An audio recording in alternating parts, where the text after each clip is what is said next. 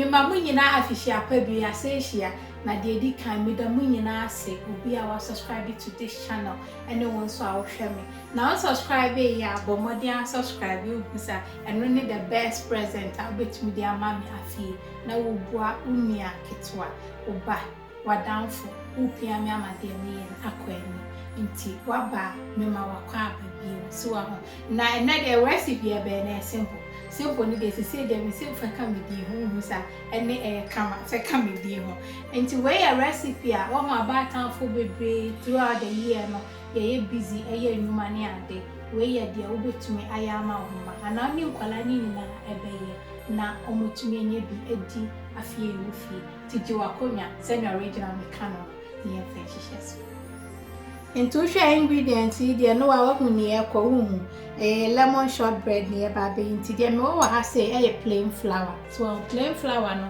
180 grams emini and we say me margarine and also bekase butter and 150 grams and we say corn flour ni say 80 grams and we say sugar no 50 grams into person di bika ho a obetumi buy yen paste chili bebre 50 grams and we salt ne dey pinch keke na me ba be use nti me lemon so a me be use na me here 1 tablespoon but we need dey go ha keke me be other recipe and we nso ya me chocolate chips so a ti me ye beka ho ase nti me corn flour no box ni nie mo a mo say a me fa box ni nkyere mo na no na wa ha say so a we me to Sainsbury's ubetumi ato shop bia me ko shop bia e be me a na me yi omo brand no nti on said the eba be simple recipe nti me use lemon zest so wo mpe lemon zest na ubetumi use cinnamon na nutmeg and I say African nutmeg go the ya and so be come so but what they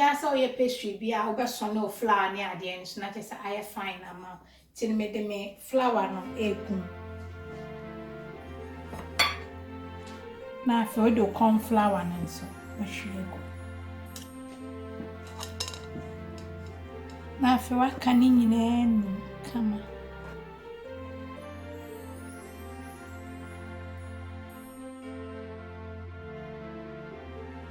na for we sugar legum na a pinch of salt or kitwe bi o ye ade bi a echichire wo na ade nchin kitwe bi ka ho a eya na ema emu ye de waka ni nyina afra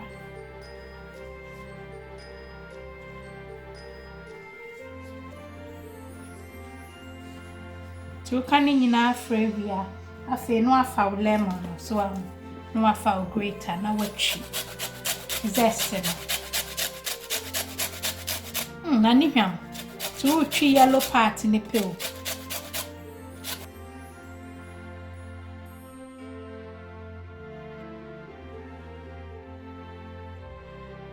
enti me lemon na gumu ye so na afi waka ni nyina afra kama na ni hwam zest no kama na afi odo butter atum ti eduha ni dia no aworo nsa sisi oba be yesu nsa me di we si wona ya chiaso nte se no aworo nsa so na afi waka o butter no ene o flour ni nyina afra kama na me se shortbread we eto wani mu a se ground na esin so no apel chilled water na de wetwa lemon na wasensen ho wetwi ho na de bia ato ekoyi o tia so ti kanini na fra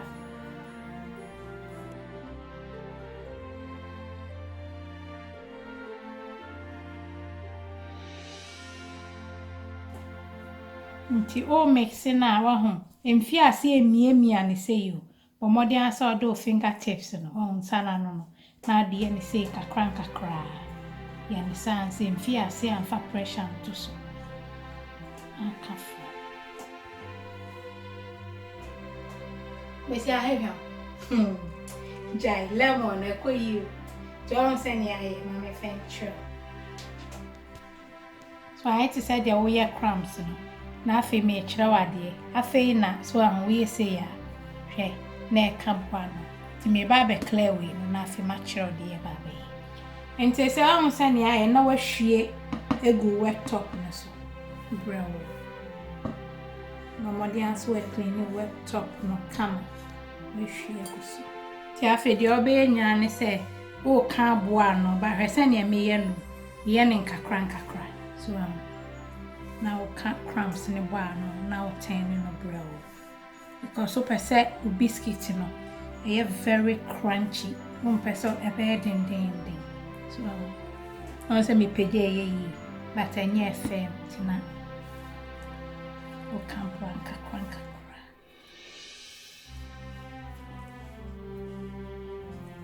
I say I tina I see ya.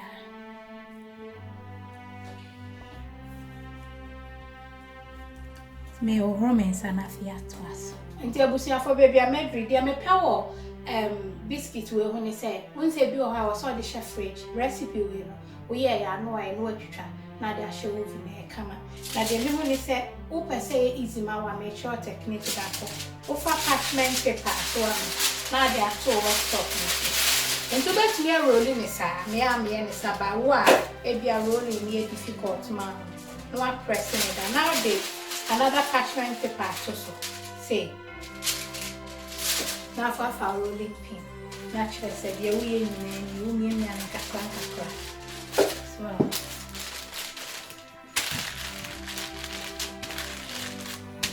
so we na no ne be basa but we be bi so na ya ka so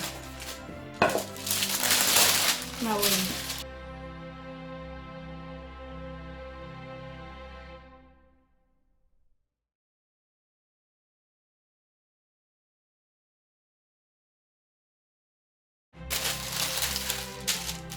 Kini rolling afia to us.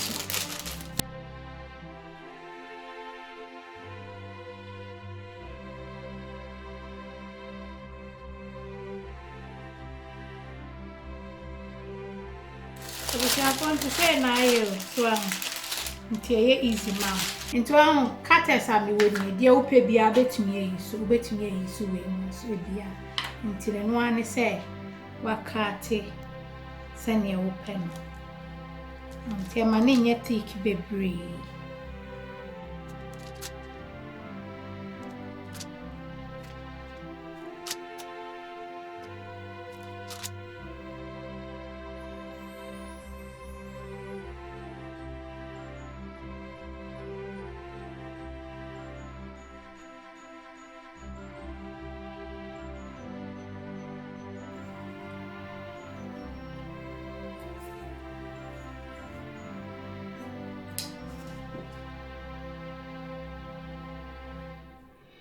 Ntese ahụ mi twitwa no de aka ni ni o so no aka ni nyina aboa no ano so ye ne brow sa emfa pressure bia nto so so pega ya so na de ato brow nti de metwitwa ne so ni ti me de we si ho ma be really we ni atia so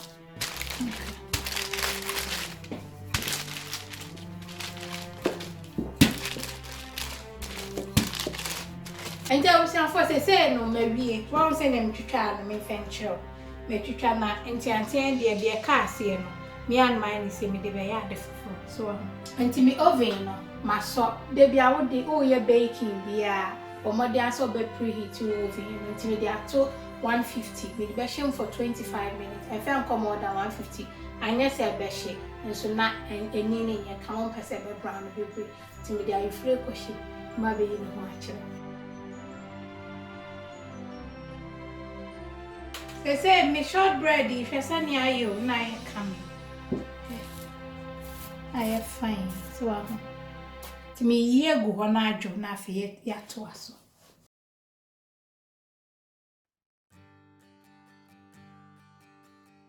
In say me tama me biscuit na adwo no me chocolate chip ni your home. We yen so share kettle water cake na me gum ti no. Me jesi na on sem disi mo melt cram. If I send in our melt in a chessy, yet they are grown as she so. If I say me chocolate in our melt you, I come so no one saw this since you hope I saw my microwave your button check. So nothing. My fat piping bag. Into a honey dear, I optional. A who ya saw by but a boy ya air come. And 2 bad chocolate, I bet me you icing sugar and also very fine. So after the plain, yeah, here say well, I did good container. So the masaka cake, and maybe say.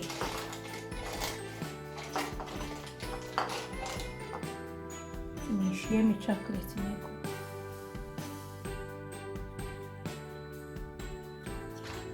I feel way. Don't you, ma?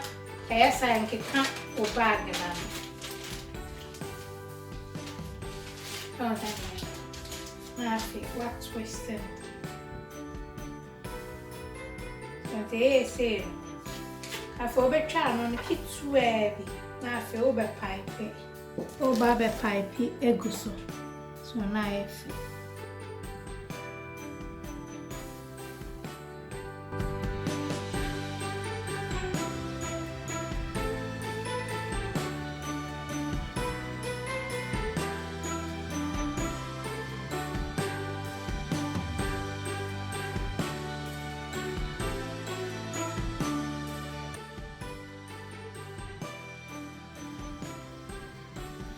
And to send your penny beer.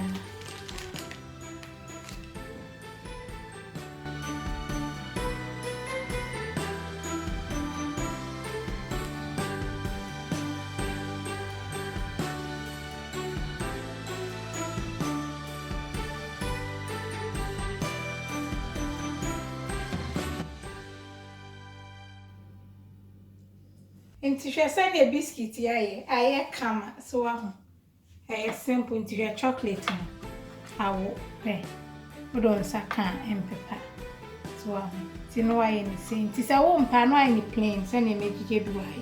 And my sizes in it, send ye open it be open too thick, a medium and yet too thick.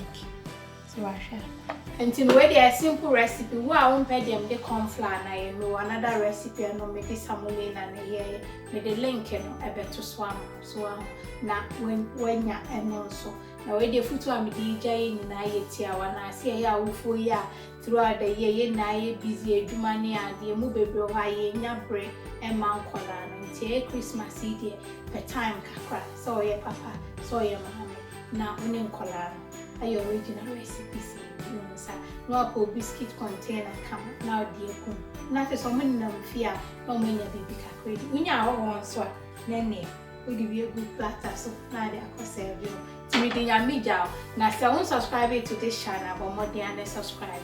Never a notification bell to so a free. Say bear, baby this over on Sabeka. I love you, God bless.